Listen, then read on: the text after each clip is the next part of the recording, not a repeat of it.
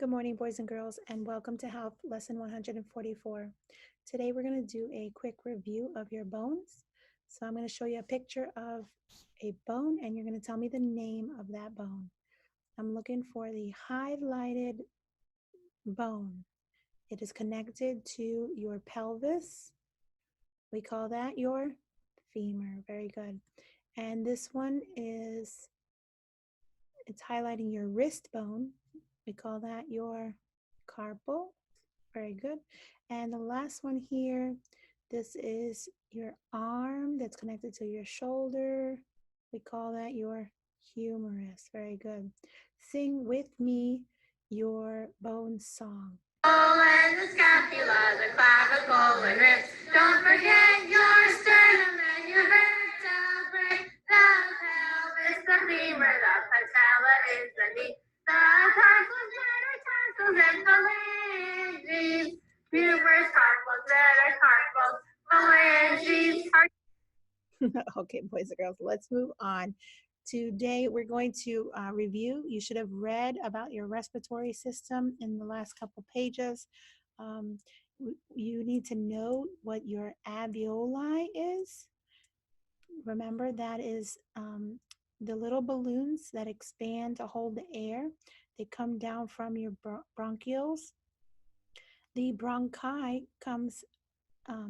branches out from your trachea, going all the way towards your lungs. Your diaphragm is that thin membrane that is right under the lungs. It separates your chest cavity and your abdominal cavity. Your larynx is your voice box inside your throat, and your pharynx is your throat. Okay? You should have read yesterday about different types of exercises. We talk about exercise as being aerobic. When you do aerobic exercise, it lasts for about 15 minutes. Your heart rate is pumping a lot harder than if you were just sitting still. And usually, like I said, for 15 minutes is when we consider that aerobic exercises. A sprint is when you run for a short distance, but you run super fast as you can, but not for a long time. We talk about carbohydrates. Sometimes we call them carbs. Those are what our body feeds off of in order to have the energy that we need. However, most parents, if you talk to your parents, they'll say most of the time, like, they're trying to stay away from carbs. They're trying not to eat as much carbs. Many carbs come from things like breads and pastas and things like that. Most food has carbs, but you want to pick the food that has less carbs. Most of the time, especially in adults, your metabolism slows down. That's the rate that your body burns off those carbs or that food that you ate. So when you're younger, you can eat a big cheeseburger and you'll be able to exercise it off, and your body will burn those calories easily. But when you are an adult and you eat that cheeseburger or that piece of cake, your body doesn't work as fast to burn those calories off. So keep that in mind. Your review questions. Looks like my video cut it off a little bit. I have to be more careful with that. What connects the muscles to the bones? Do you remember what that is? Good, your tendons. Very good. What are your joints that are found in your elbows and your knees? What do we call those type of joints? Good. Those are your hinge joints. Do you remember the other two types that are not on this video? Remember your neck, your head goes back and forth. We call that pivot joint. And the shoulder is your ball and socket joint. Very good.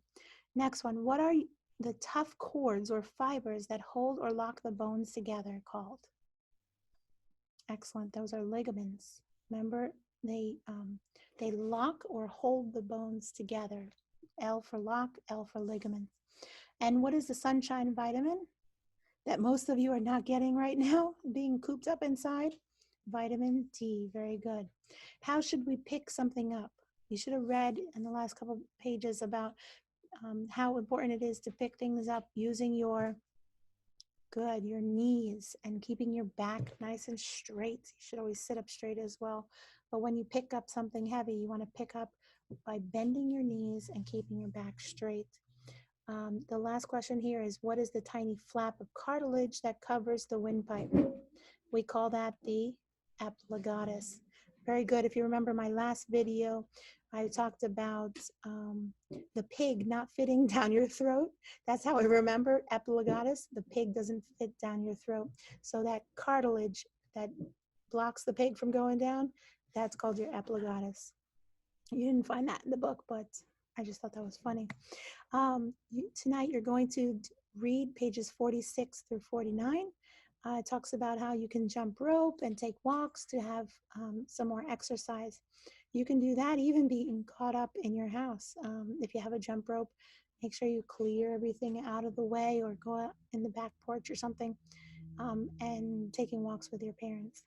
You are going to do some homework, rereading pages 43 all the way to 49, and doing CCS 3, page 50. I don't know why I put it PN, but page 50. You need to do lessons C, D, and E on that page. Boys and girls, I also wanted to let you know that these homeworks are being graded. I got a lot of packets back from you guys, and the packets didn't have the homework or the classwork. And I'm going to pick one per week randomly of a grade for either your classwork and your homework so that we can get some grades in there for you. And many of you did not hand those in. So make sure you do that so you don't continue to get a 0. We will see you back for the next lesson tomorrow. You have a great day.